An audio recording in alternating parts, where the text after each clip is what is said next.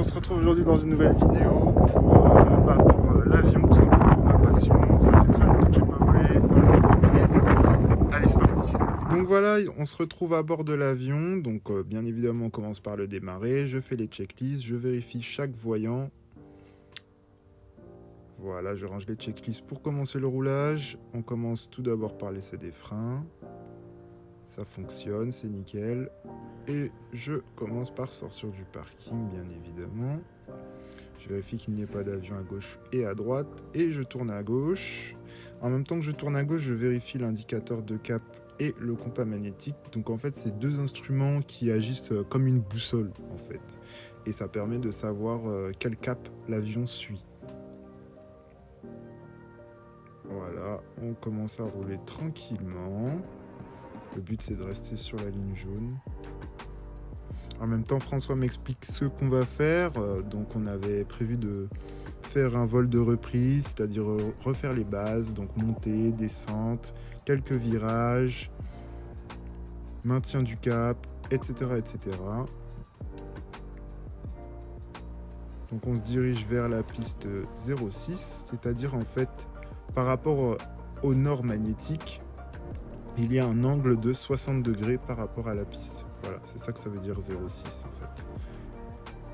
Ce jour-là, vous allez voir, les conditions étaient quasiment idéales. C'est juste le vent qui nous a posé quelques soucis, que ce soit là au roulage, vous allez le voir tout à l'heure, et un petit peu à l'atterrissage.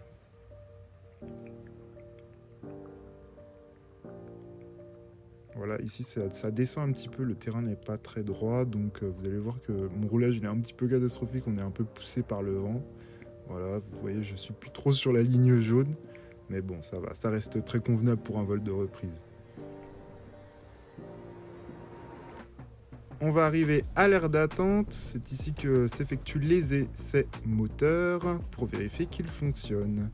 Voilà, je mets le frein de parc et je commence les essais.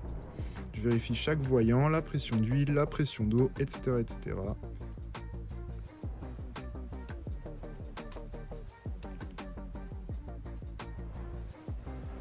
Je pousse le moteur à environ 1700 tours pour vérifier que la puissance est disponible. Donc là, ça fonctionnait parfaitement ce jour-là.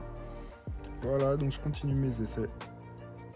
Et nous, on va se laisser ici. Je vous laisse apprécier le décollage. On se retrouve pour l'atterrissage.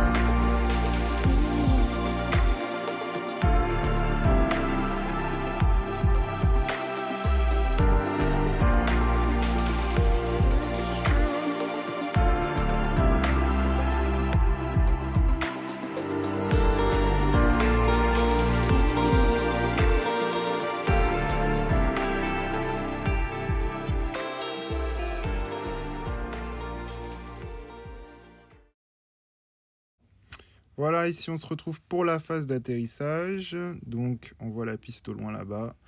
Donc François m'a laissé atterrir. À la base, je devais rien faire de nouveau, c'était la reprise et tout. Mais il m'a dit, comme t'es à l'aise, bah allez, c'est parti, on va tenter un atterrissage. Donc vous voyez que je suis un petit peu en crabe par rapport à l'axe de la piste, c'est normal. Le vent venait de la gauche, donc on se met toujours face au vent, mais on avançait droit, je vous rassure tout de suite. Je vous laisse découvrir la suite.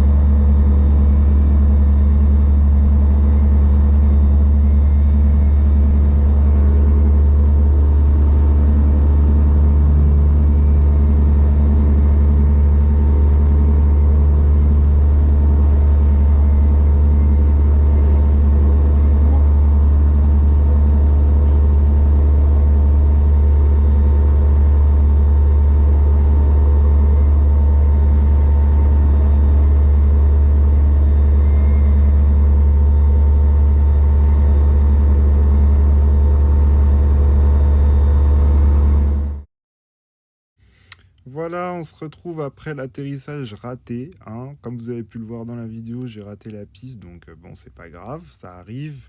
Donc ce qui s'est passé, c'est qu'il y avait beaucoup trop de flair, c'est ce qu'on appelle du flair en fait, et c'est dû au vent.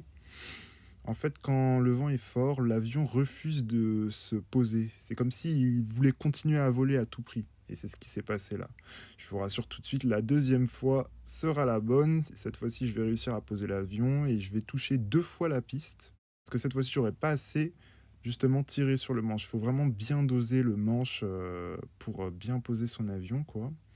Et compenser le vent. Donc je vous laisse apprécier l'atterrissage.